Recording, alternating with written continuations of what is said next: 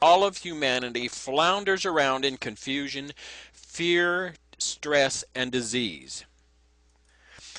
This Kabbalistic information has been handed down through the religious and intellectual systems that have plagued the world since the beginning of this conjured-up creation. Kabbalism kicked into high gear with the onslaught of the Renaissance around the year 1000 AD. The Renaissance literally means the rebirth of thinking.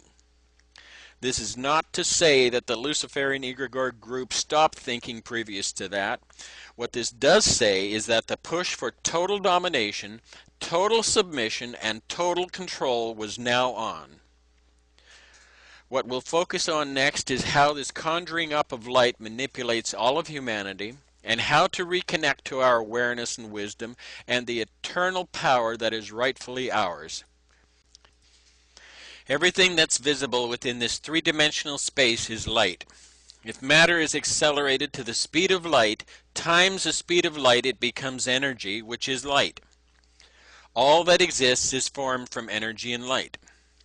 For thousands of years, humanity has contemplated and asked repeatedly, where did we come from? The information you've just heard explained the origin of everything, the source of light, and the creation of all three-dimensional matter, which is energy.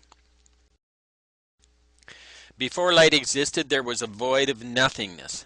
A like-minded Luciferian group of beings took upon themselves to control this void of nothingness. This void contains all the greatness of the eternal state. These beings desired to control for themselves all the power and wisdom of this nothingness, and thereby be worshipped as God. Here's how it works. The name Lucifer means light bringer or light bearer. The name Lucifer is derived from the Latin words lucem fer. Lucem means bringer or bearer, and fer means light. Lucem fer is Lucifer.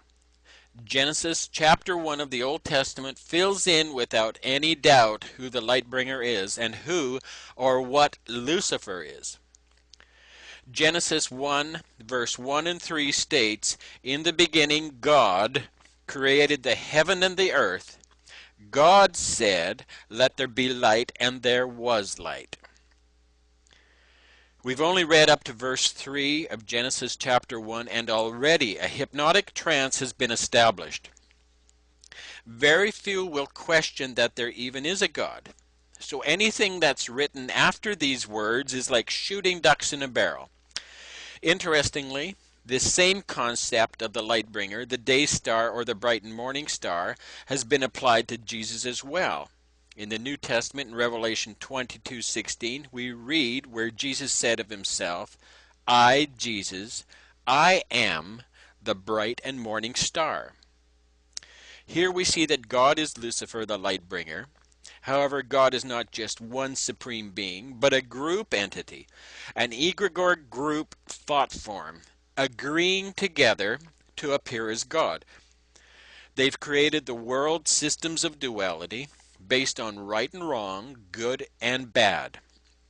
They play the role of a good God and a bad devil.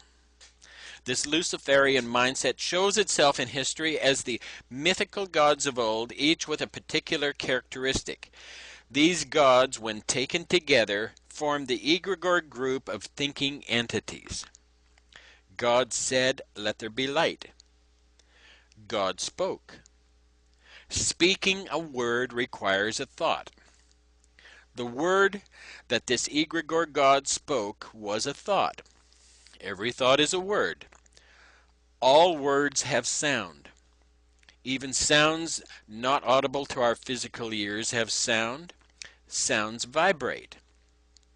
Thoughts, which are words, which are sounds, vibrate. Vibration is energy. Energy has a strange characteristic in that it glows. Glowing is light. Therefore, thoughts are light. Everything you see is just a thought, conjured up by the Luciferian group of thinkers, and everything you see is formed by thought. Following this thought to word to sound trail ultimately leads to the creation of light. The very nature of light is to corrupt. This thought process called thinking has created the corruptible three-dimensional realm. Everything in this 3D space corrupts and dies.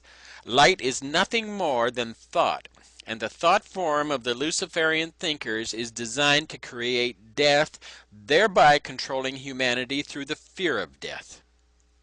This God purposely and willfully created the concept known as death, and that's all death is, a concept. Death is an illusion, a manipulation of light through thought. Manipulating humanity with this illusion instills fear and desperation.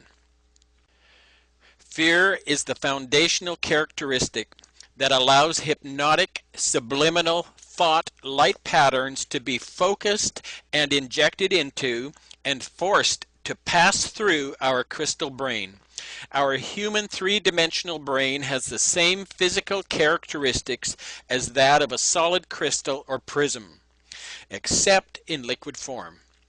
There's nothing godly, loving, or sweet about this group entity or its method of manipulation.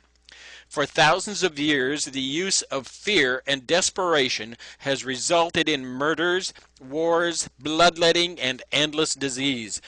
Children have been tortured, women have been raped, and men have marched blindly off the plank into the ocean of hypocrisy and death. This has all been courtesy of the God of the Bible, the God of love, the God of the Old and New Testaments, the God of the Quran, the God of Buddha, the God of every religion and intellectual system known to man. This is the God of light, the Luciferian light bringer. Genesis 1 continues to say that God saw the light, that it was good. But good for who? Obviously good for those who were using it to control humanity through the manipulation of light. Yet again we have another subliminal. God doesn't say that anything is bad, it's just implied, suggested, implanted. If light is good, then something must be bad. When we consider how we see things in this 3D space, we're told, from an intellectual perspective, that light enters through the pupil of our eye, where it strikes the back of the eye, where it's reversed, and then travels along a neurological path to our brain, where it's flipped right side up again, and we see an image. Unfortunately, this is incorrect. Light is thought, and the thought of what we are intended to see is implanted within the liquid crystal prison of our brain. The suggestion, which originated from the Luciferian mindset, travels through the crystal brain, and similar to a ray of light passing through a rain shower, a rainbow of three-dimensional color, form, and sound explodes in front of us. Whatever suggestion is attached to that explosion emanating from our crystal brain determines color, shape, depth, sound, and so on. The things we see, the sounds we hear, the smells we smell, all these details are within the thought, which is the word, the sound, the vibration, the energy, the glowing, and is the light. This has all been implanted in our brains as subliminal suggestion, and we believe it. Because we believe our senses and all the suggestion attached to them, it seems real. Even the sun, moon, and stars that reflect light to our eyes make up the hypnotic suggestion to convince us that what we see is real. It's only light. It's just a seductive, illusory, convincing thought form conjured up by the Luciferian group of thinkers. The simplest way to understand this is to imagine a stage hypnotist with his subject in a trance. The hypnotist suggests certain things, and the subject is only able to see and hear those things the hypnotist is suggesting. The subject can hear the voice of the hypnotist, and true to the suggestion, he can see a giraffe or an elephant or whatever is suggested. The hypnotized subject can't see the audience, can't hear them laughing. The subject can only recognize those things the hypnotist suggests. Why can't the hypnotized subject see the audience or anything other than what the hypnotist suggests? Simply because the suggestion is a subliminal thought, a word, and it created a whole new light pattern to emanate from the entranced subject's eyes. His eyes and ears still function, but because the thought implanted in the crystal brain has changed, then the reality of what seems to be real also changes. The hypnotized subject's eyes and ears work perfectly, but the reality is the hypnotized subject can't see anything other than the words suggested. But why? Why can't the subject in a trance see anything else?